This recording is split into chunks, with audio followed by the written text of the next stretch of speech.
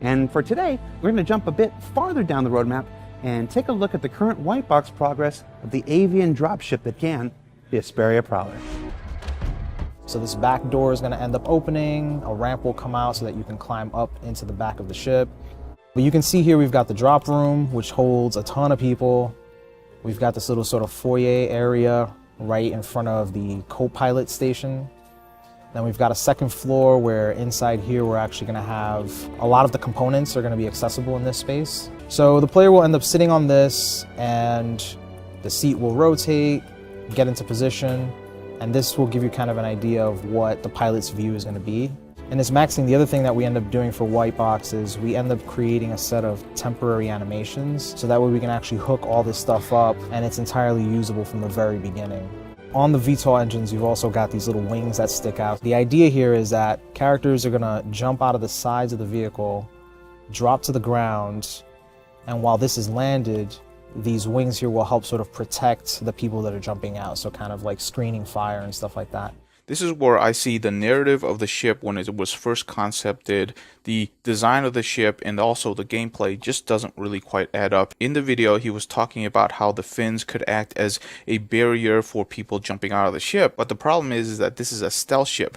By its very definition, the stealth part is the key feature of the ship. In other words, stealth is the major and primary reason why this mission will be successful. If you lose that at the very beginning of the mission, you're pretty much screwed because you brought a stealth ship to a gunfight, okay? You don't bring a stealth ship into a firefight. You bring the Anvil Valkyrie, which is a gunship, to that type of fight. So by its very definition, once it gets discovered, it's already a loss. So adding a feature in which it's already a failed mission seems a little counterintuitive to me. I would much rather have features that go directly in line with keeping it stealthy. So instead of having fins that would protect the troops, which shouldn't be needed in a successful infiltration, so what we should have instead is these fins dissipate heat so that you stay stealthy, or having something that's significantly more cool, like if the pilot lands in the right spot, that fin can actually cut a hole into the hull whereby the troops can actually easily infiltrate through that cut in the hull. That would be something like, whoa, that's super useful. This is something that we need in our fleet just for that thing alone. This is the reason why the Asperia Prowler is so feared, because if the pilot's actually skillful and he does his job right, not only can he sneak up on a ship or planet, he can also cut a hole through the hull, infiltrate his troops, and escape without any issue. That type of feature would truly make a ship very fearsome, because it would be a key feature that actually drives to the narrative that was already put in place for the Asperia Prowler. So that's my 2 cents about it. Obviously a lot can change before this ship gets flight ready, but there are times when you hear about features and you look at the narrative, and when they don't match up, it's a bit of a head scratcher. We began our examination of the upcoming ship customization feature. We've got Vehicle Pipeline Director John Crew here to tell us more about how this whole thing will actually work. Styling and gameplay, and have that right off the bat. And then in the future being able to have even paint on weapons, so the guns on the outside of your ship match your ship as well. These sort of countertop items that in the initial release have a very sort of minimal level of functionality, but going forwards they will have more, such as the food maker and drinks maker that will tie into the stamina systems. At the moment it's very much single items being changed, whereas down the line it will be the option to have entire modules changing or entire rooms changing. I'm going to approach this one a little bit differently because there has been a lot of talk about microtransactions, and the one thing that I definitely want to say here is CIG definitely wants to keep their options open and how they can make money. It's already stated that they don't want to sell ship once the game goes live, and that one statement right there is extremely dangerous. It could actually collapse the company because you're messing with a proven strategy on how this company can actually make money. You're taking it away and you're really not replacing it with a concrete plan. What the players have to understand is that the income that they currently get, they have to sustain almost the same amount of income because they can't just reduce staff without actually crippling the company. What I'm talking about here is that, say you're an employee and you've been working very diligently, most likely working a whole lot of overtime on your own time, and at the finish line when it's done, CIG corporate comes back and says, congratulations, but we're going to have to cut 50% of the staff. As an employee that has been working on this project passionately, how would that affect you if you were that person? Anytime a company cuts more than say 10 to 20% of its staff, it radically changes how that company is going to operate, because you're changing the morale, you're changing the culture, you're changing the fear factor inside the company. You have to understand, if they stop selling chips, they have to replace that money, and there has to be a viable plan and something that's proven way before they actually turn off chip selling as a concept, as a means to make money. Because if you don't, in my opinion, this is the single greatest way that CIG as a company can fail. You cannot just reduce staff without having very large consequences inside large corporations. Sometimes I feel like players forget that there are actually people making all of these game features that they want, and their stability is extremely important to the project itself. So if you're looking at microtransactions in a negative connotation, I completely agree with you. You definitely need to be critical about that, but you should also understand that it might be critical for CIG as a company to continue to exist and to continue to function as a healthy entity. So, such as the weapons and the power plants and coolers, they come in these packages, so it's not a complete mix and match, it's a very tailored package to push that variance performance in a certain direction. Now this part right here could get CIG into a little bit of a debate with their community, and some people could just be outright very hostile to it, because now you're talking about paying for performance here, because you're now actually changing components, something that's actually meaningful to the game. There's always going to be a variance on pay to win aspects of the game. It's just whether or not it goes a little bit too far one way or the other. Personally, in an open world, open sandbox game like this, what are you really paying to win? If, for example, Star Citizen had like an end boss and you can pay to be more powerful and really get to the end quicker, yeah, then pay to win, it would be significantly more important. But right now we don't really have something like that in Star Citizen. So the arguments for pay to win right now is a little bit vague and a little bit muddy, because we don't even know what the end game for Star Citizen is, or if there is even going to be one. When all is said and done, we're looking at two different kinds of ship customization in the Star Citizen universe. We've got manufacturer and aftermarket. So down the line in the game itself, players will be able to take their vehicles to an aftermarket shop and customize with crazier stuff. Now this is actually a super interesting point. I think this is where CIG can actually get a little bit of bonus credit to the community, to where if you actually make ship customizations monetizable, but aftermarket customization is something that you can only do in-game. In other words, you don't monetize that part. You actually have to play and use in-game currency to actually get the custom modifications after you buy your ship. I think that will earn brownie points with the community, and would kind of stem the pay to win argument that's going on currently right now. In other words, make half of it, and especially the good half of it, only in-game only, and the monetizable part of it, make it just the initial ship sale. Whereas if you continue customizing your ship, you can only do that in-game. I think that would be a really good idea, but we'll see where this goes. For some, it's a chance to live on the shady side of existence. So what is a black market economy? This is actually one of the things that we're trying to solve in 3.6. We have illicit goods, illegal or stolen goods. Illicit goods are things like drugs, things that just simply aren't allowed to be sold because they're against the law to possess. Stolen goods are things that might be legal in a given area. The difference is that while illicit goods may never be able to be sold in a particular region, stolen goods might still be able to be sold to the right person. We're really looking with the law system in 3.6 to make it so that even possessing these goods is something that will potentially get you into trouble. So this section right here was actually at the beginning of Inside Star Citizen. The reason why I pushed it all the way to the back is because this part right here is going to be super lengthy. I'm going to get into a lot of gameplay theories and a lot of concepts. So if you don't like any of that, you can just cut it off right here, because that's what mostly this talk from here on out is going to be. The black market economy is obviously a very interesting thing, because it's very integral to what you can do right now inside Star Citizen. In fact, most people are kind of engaged in it. I feel like the black market economy is actually a very small subset of a larger feature that actually needs to be in place and integrated into Star Citizen, because as it stands right now, this is probably, you know, tier 0 or level 0, so it's very basic. I understand that. So let's go ahead and break it down to a few points. Number one, in his example, he broke down 2 pillars. I do think there is a third pillar, which is going to be, you know, black market services, things where it doesn't actually tie back to a materialistic object, things like hacking or deleting data, We already see an example of this in which you can actually hack your own profile to reduce your own security threat, or other things like assassination, infiltration, or outright just destroying other things. I feel like there are a lot of services out there that don't really fall in between those two pillars. The larger point that I want to talk about is the black market economy. The way that we see it, this is kind of just covering like petty crime, because we haven't talked about what are the crime organizations, who are the kingpins, who are the real power players, and how that is going to be organized inside Star Citizen.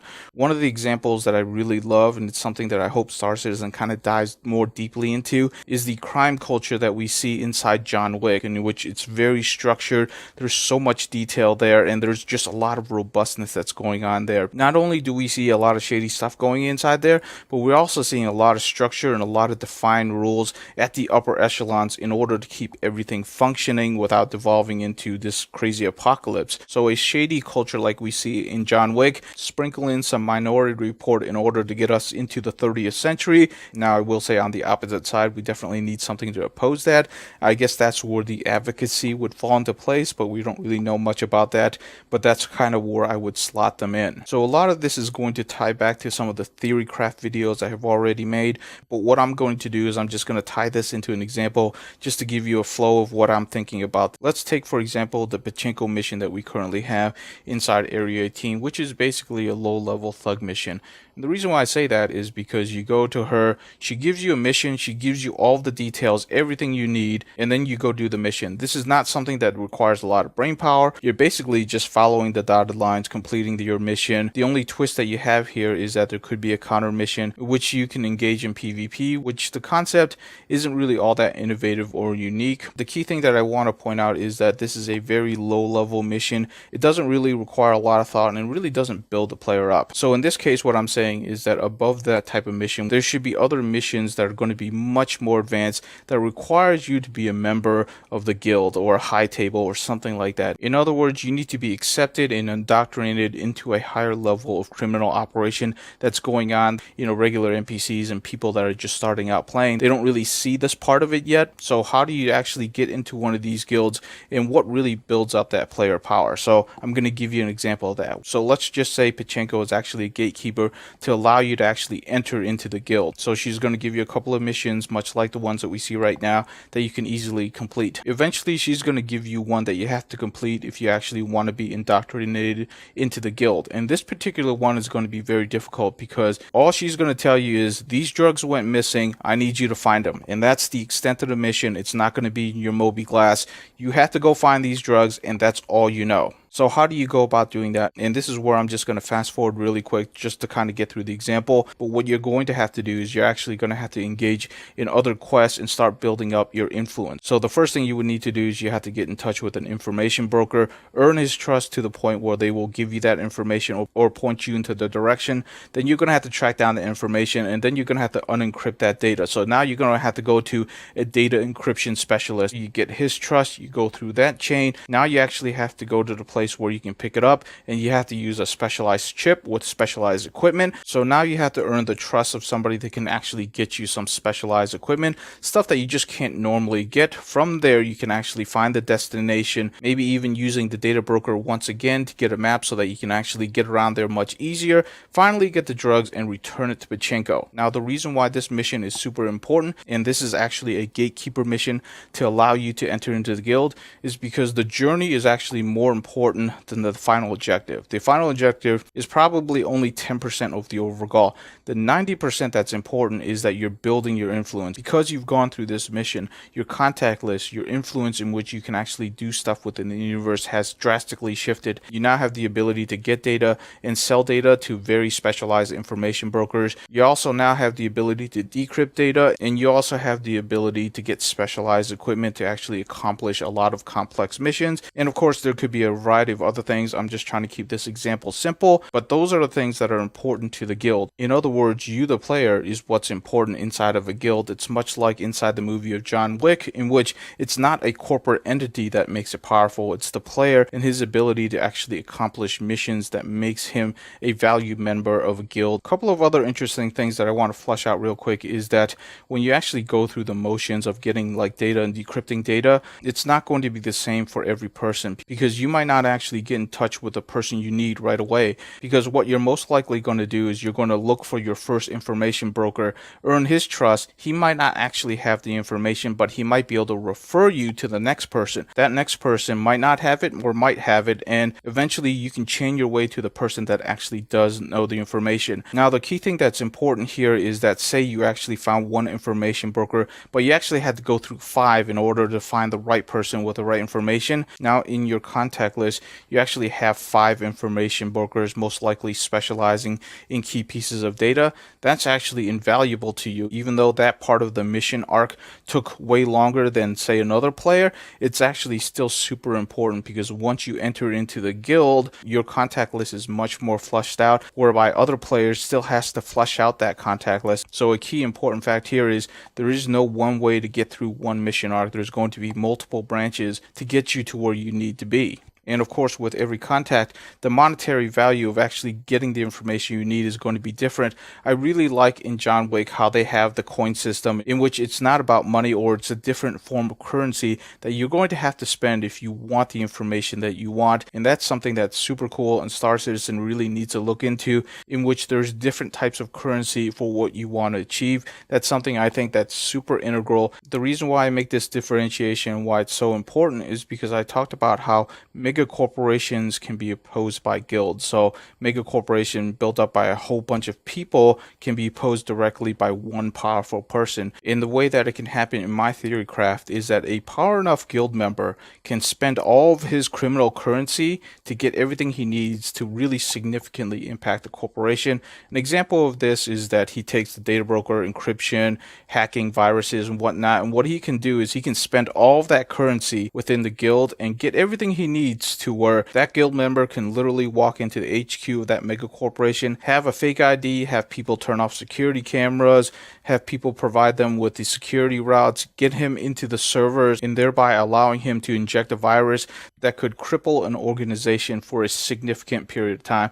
It's really not going to bring them down, because there are player characters and there are definitely constraints on that, but it could significantly impact a mega corporation. Now, that is a significant amount of power for that guild member to have, but keep in mind, they still have to spend an absolute ton of that currency that he's built up over years. So it's not like that guild member can repeatedly do that, or any guild members for that matter, because you have to be willing to spend all of that currency at once, and then you're going to be one of the most wanted men inside the Star Citizen universe, because you just pissed off a mega corporation with a lot of people in it. So, you know, there are consequences of doing this. This is the type of storyline that you would celebrate during CitizenCon, because something like this can actually exist, and something like that actually happened, and you can build it into the lore of Star Citizen. Another interesting thing to note, and this ties directly with players being able to log out, is that, say a player actually does that and he becomes the most wanted person, that player can choose to go to a safe area and log out and not log back in for a year, thereby making the player disappear from the universe, which really falls in line with how the movies portray it, in which,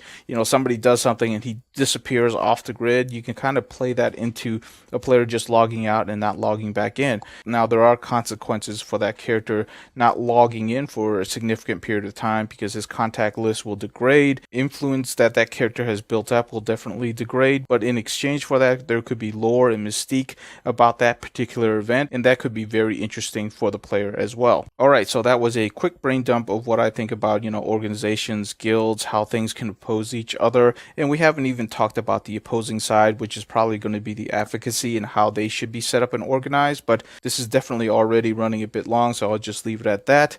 Thank you so much for watching. They're with us this week.